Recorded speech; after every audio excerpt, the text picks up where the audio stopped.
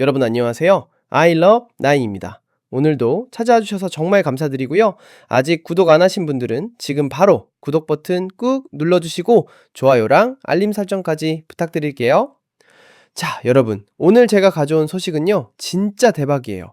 테슬라 모델 Y 얘기인데요. 그것도 스탠다드 모델 얘기거든요. 근데 이게 왜 대박이냐면요. 가장 저렴한 베이직 모델이 오히려 더 비싼 프리미엄 모델들보다 주행거리가 더 나왔다는 거예요. 자, 이게 무슨 소리냐면요. 에드먼즈라는 미국의 유명한 자동차 전문 매체 있잖아요.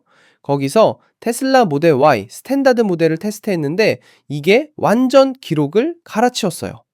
에드먼즈에서 지금까지 테스트한 모델 Y 중에서 가장 긴 주행거리를 기록했다는 거죠. 그럼 여기서 궁금하신 게 많으실 거예요. 도대체 얼마나 달렸길래 이렇게 난리냐? 자, 차근차근 설명해 드릴게요. 일단 테슬라 모델 Y 스탠다드의 EPA 예상 주행거리는 321마일이에요. 킬로미터로 환산하면 약 516km 정도 되는 거죠.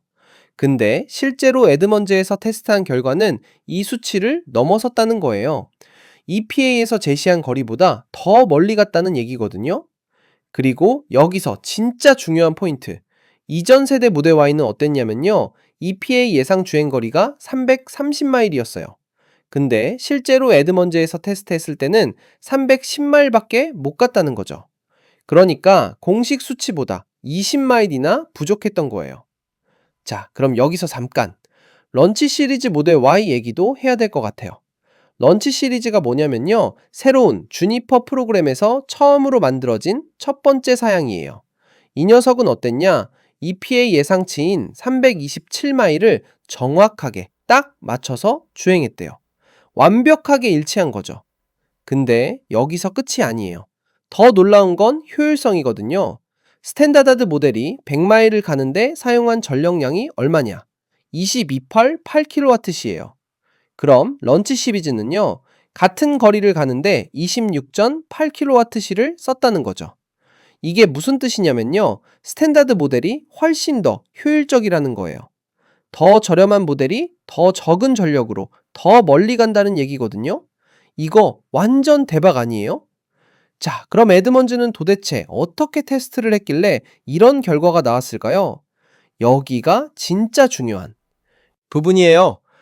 에드먼즈는 전통적인 전기차 주행거리 테스트 절차를 따르는데요. 이게 엄청 엄격해요. 일단 주행 경로가 고정되어 있어요. 도심 주행 60%, 고속도로 주행 40%로 구성되어 있죠. 이게 실제 운전자들의 일상적인 주행 패턴과 가장 비슷하다고 판단한 거예요.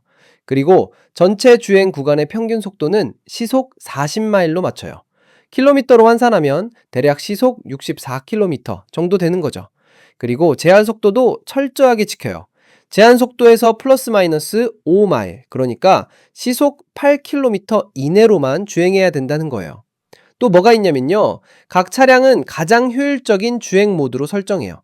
그리고 에어컨은 오토 모드로 해서 섭씨로 환산하면 대략 22도 정도인 화씨 72도로 맞춰 놓는다는 거죠.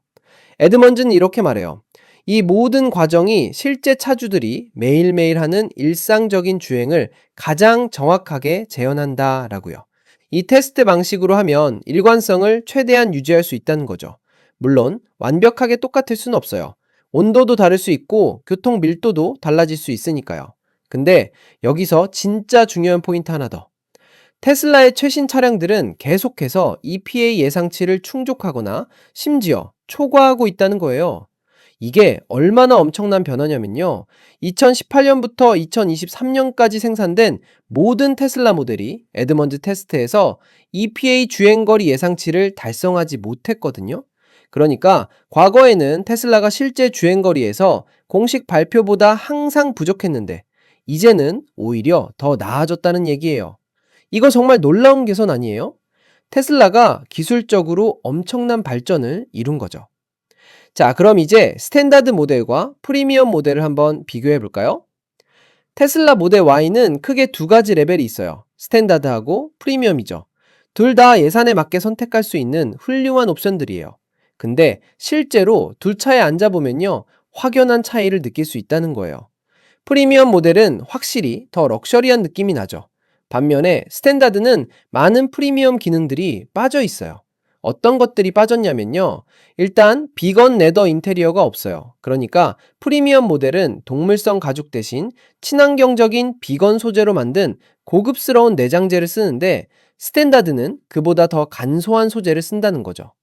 또 어쿠스틱 글라스, 그러니까 방음 처리된 유리창도 없어요. 프리미엄 모델은. 유리에 특수한 층이 들어가 있어서 외부 소음을 훨씬 더 잘 차단해 주는데, 스탠다드는 일반 유리를 쓴다는 거예요. 그리고 사운드 시스템도 차이가 나죠. 프리미엄은 더 좋은 오디오 시스템이 탑재되어 있어서 음질이 훨씬 더 풍부하고 깊이감이 있는데, 스탠다드는 그보다는 베이직한 스피커 시스템을 쓴다는 거예요. 그러니까 정리하면요. 프리미엄 모델은 편안함과 럭셔리함에 더 집중한 거고, 스탠다드는 필수적인 기능들만 갖추고 가격을 낮춘 거죠. 근데 여기서 재밌는 건 뭐냐면요. 이런 럭셔리한 기능들이 없는 스탠다드 모델이 오히려 주행거리와 효율성에서는 더 앞서 나간다는 거예요. 생각해보면 말이 되는 게요. 무게가 더 가벼우니까 당연히 효율이 좋아질 수밖에 없잖아요. 비건 레더든 뭐든 간에 내장재가 줄어들면 차량 무게가 가벼워지고, 방음 유리도 일반 유리보다 무거울 테니까 그것도 무게 절감 요소고, 사운드 시스템도 고급 스피커일수록 무겁겠죠. 그러니까 아이러니하게도 더 저렴하고 기본적인 사양이 실용성 측면에서는 더 뛰어난 결과를 낸 거예요. 자, 그럼 이걸 어떻게 해석해야 될까요? 제 생각엔요, 정말 주행거리와 효율을 최우선으로 생각하시는 분들한테는 스탠다드 모델이 완벽한 선택일 것 같아요. 가격도 저렴하고 실제로 더 멀리 가고 전력 소비도 적으니까요. 근데 차 안에서의 편안함이나 프리미엄한 느낌을 중요하게 생각하시는 분들은 프리미엄 모델이 더 맞을 수도 있겠죠. 비록 주행거리는 조금 짧을지라도요. 그리고 테슬라가 최근 몇 년 사이에 정말 엄청난 기술적 진보를 이뤘다는 게 확실히 증명된 것 같아요. 2018년부터 2023년까지는 EPA 예상치를 한 번도 못 맞췄는데, 이제는 오히려 넘어서고 있으니까요. 이게 뭘 의미하냐면요. 배터리 기술도 좋아졌고, 전력 관리 시스템도 개선됐고, 공기 역학적 설계도 발전했다는 거죠. 전체적인 차량 효율성이 엄청나게 향상된 거예요. 그리고 에드먼즈 같은 독립적인 매체에서 이렇게 철저하게 테스트해 주는 게 정말 중요한 것 같아요. 제조사가 발표하는 수치는 솔직히 믿기 힘들 때가 많잖아요. 근데 제3자 기관에서 동일한 조건으로 반복적으로 테스트해서 나온 결과니까 훨씬 더 신뢰할 수 있는 거죠. 자, 여러분, 오늘 테슬라 모델 Y 스탠다드의 놀라운 테스트 결과 어떠셨나요? 저는 진짜 깜짝 놀랐거든요. 가장 저렴한 모델이 가장 효율적이고 주행거리도 길다니, 이거 정말 반전 아니에요? 앞으로도 I love 나 인에서는 이런 흥미로운 자동차 소식들 계속 가져올 테니까요. 구독하고 좋아요, 알림 설정 꼭 부탁드리고요. 오늘도 시청해주셔서 감사합니다. 다음 영상에서 또 만나요.